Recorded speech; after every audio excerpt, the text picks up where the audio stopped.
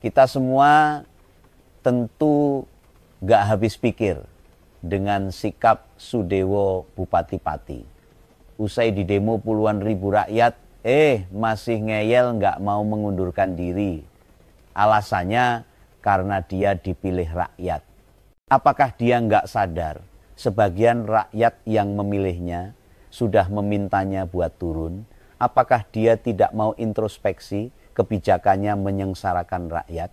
Dengan memaksa bertahan, tidak mau undur diri. Bukankah malah menantang warga Pati? Mau jadi apa negara ini jika para pemimpinnya pada nggak mau tahu diri begini? Inilah jadi cerminan politik. Atas apa yang terjadi, fenomena kekuasaan yang tetap dipertahankan, ya akibat pemerintahan sebelumnya dan pemerintahan sekarang mengajari tumbuhnya raja kecil di daerah.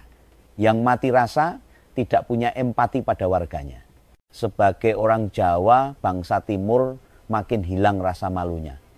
Diserbu sama segitu banyak, merugikan banyak warga, tetap masih tidak melepas jabatannya. Apa Sudewo tidak merasa bersalah rakyat sama polisi? Bentrok, lempar-lemparan, saling pukul, gegara ucapannya. Ini namanya ngawurisme. Jabatan adalah segalanya. Saran Om Begawan, warga Pati jangan percaya begitu saja atas keputusan legislatif. Jangan pernah percaya begitu saja pada para politisi. Ini bukan dalam kerangka manas-manasi. Kan warga Pati bukan kendaraan yang butuh dipanasi. Warga Pati juga bukan daging kambing yang mesti dibakar dulu biar empuk atau lunak saat dikunyah. Wong Pati juga bukan minuman yang mesti kudu direbus dulu biar kumannya hilang. Ingat loh, rakyat Pati tidak cari perkara, bukan cari masalah. Kan yang nantang duluan si Sudewo itu. Dia yang secara arogan, sok berkuasa, menantang warganya yang tidak terima kenaikan pajak. Om Begawan paham bener substansi masalahnya itu di Bupati itu sendiri. Dia kelimpungan buat ngebangun Pati karena APBD-nya terbatas. Minta ke negara, negara sedang melakukan efisiensi. Menjual kekayaan alam. Di Pati, perut bumi tidak menghasilkan apapun. Ditambah tuntutan tambahan penghasilan buat para pejabat itu bersemayam di kepalanya. Solusi paling gampang apa? Ya naikin pajak rakyat. Atau bahasa kasarnya, palakin aja tuh rakyat. Perkara dia hidupnya makin susah ya suruh kerja keras. Kalau pendapatan berkurang, tinggal kasih julukan saja mereka para pemalas. Ada 1001 alasan yang bisa disodorkan untuk menutupi kenaikan pajak hingga 250%. Sebenarnya tantangan menaikkan APBD terjadi di semua pemerintah daerah seluruh Indonesia. Namun hanya sebagian. Yang berani menaikkan, mayoritasnya tidak berani. Kenapa tidak berani? Sebab mereka tahu ekonomi saat ini lagi seret, gak berputar, sedang berhenti. Bagi yang teliti, sejatinya semua naik. Meski hanya Rp2.000, Rp5.000, kecil prosentasenya. Dan yang lonjakannya tinggi, sebenarnya bukan hanya di Pati, ada kabupaten lain yang lebih gede. Di Kabupaten Bone, Sulawesi Selatan, pajak bumi dan bangunan naik sampai 300%. Di sana sudah ada beberapa mahasiswa yang turun dan ricuh di Kabupaten Semarang. Naik juga sampai 441%. Kemudian di Jombang, Jawa Timur, itu malah ada warga yang PBB dinaikkan sampai 1,200%. Atas kejadian demo besar-besaran di Pati, prediksi Om Begawan bakal memicu kejadian serupa di daerah lain, termasuk beberapa kabupaten tadi. Dan kemarin, demo di Pati, tidak hanya diikuti warga Pati, ada juga dari luar kabupaten. Meski mereka tidak terkena kebijakan, ya motif ikut demo jelas beragam.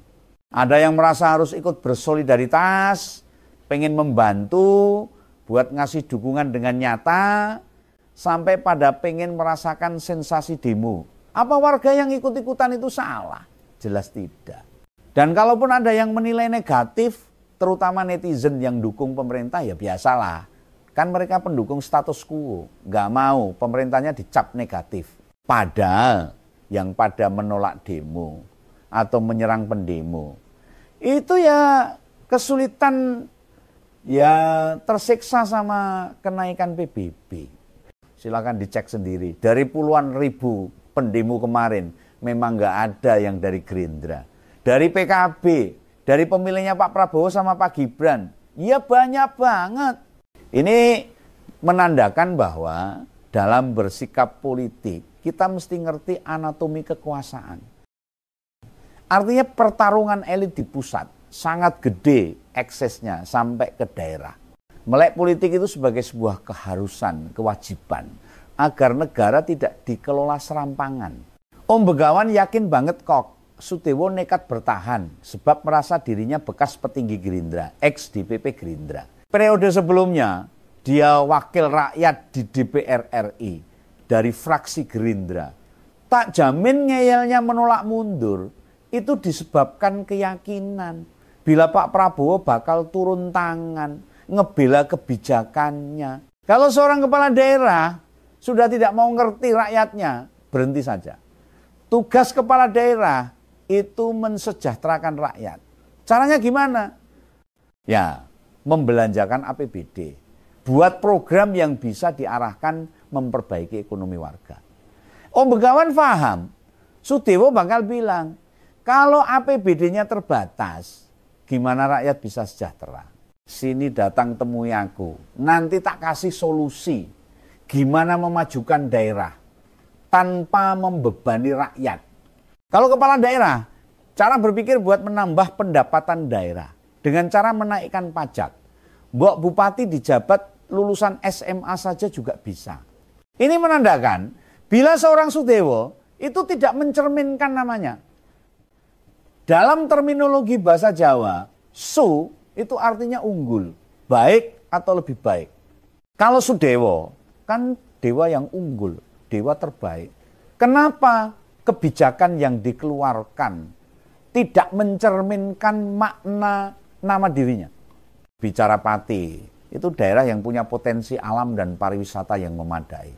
Tapi memang menaikkan PBB itu cara simpel, gampang. Mau enaknya saja. Soalnya selain prosesnya cepat, tidak butuh banyak waktu, implementasinya bisa sekejap. Tinggal mengganti rumus di perhitungan PBB, otomatis angka tagihan pajak langsung menyesuaikan. Bandingkan dengan misalnya menggarap sektor pariwisata. Itu butuh duit berapa ratus miliar. Menggarap keunggulan ekonomi, pasti pembiayaannya ya lebih tinggi.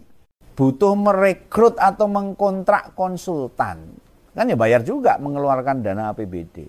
Kalau menaikkan PBB mengubah rumus, tinggal utak-atik di sistem yang ada di Badan Pendapatan atau Dinas Pendapatan Daerah saja. Pemerintah pusat, dalam hal ini Presiden, menaruh perhatian atas aksi di Pati. Kebijakan menunda kenaikan PBB 250%. Sudah diputuskan. Entah ada kepentingan politik apa, kemarin tiba-tiba KPK menyatakan bahwa Bupati Pati diduga menerima suap dari proyek pembangunan jalur kereta.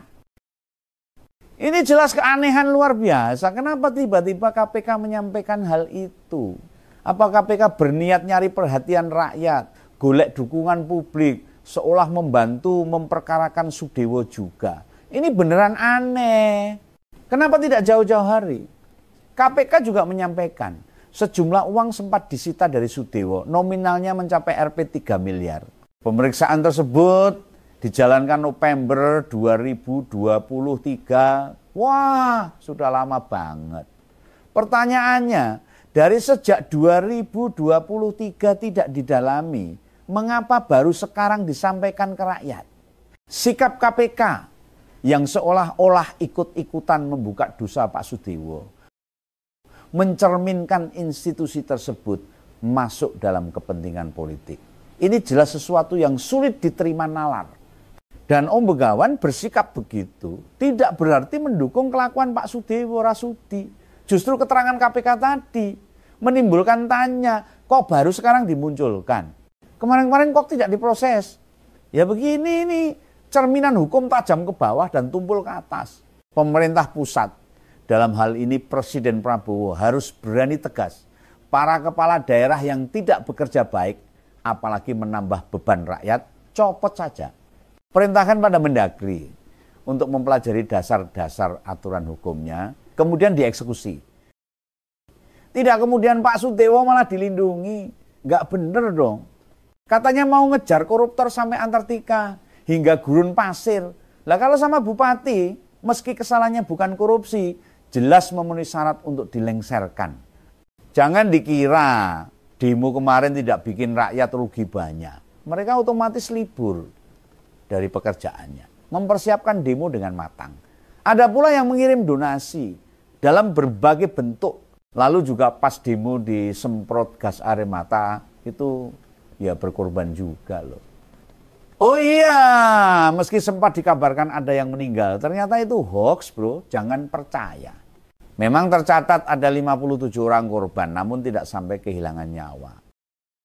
Mungkin sebagian dari mereka hari ini sudah pulang ke rumah. Jika Pak Sudewo tetap bertahan, tidak melepas jabatannya, aksi susulan bisa bertambah gede. Politisi-politisi modelan begini tidak layak punya kedudukan. Karakternya saja merasa paling hebat. Kemarin sok-sokan berani mendatangi para demonstran, meski bersembunyi di kendaraan taktis milik Polri. Muncul sebentar hanya menyampaikan maaf, langsung turun lagi. Si ajudan sampai kewalahan, pakai tameng polisi buat melindungi sang bupati. Yang jelas aksi warga Pati patut tak apresiasi. Hebatlah kawan-kawan, ngompol di sana. Kalian adalah para pahlawan modern yang berjuang melawan kesewenang-wenangan. Meski sempat ada chaos, untungnya nggak ada korban jiwa. Apa yang terjadi di Pati, ini semacam pesan kabar buat para kepala daerah se-Indonesia. Jangan pernah punya kebijakan yang abai pada rakyat. Itu dulu ngompol episode kali ini. Tunggu penampilan kembali Om Begawan ya ngompoler semua. Jangan lupa subscribe. Salam ngompol.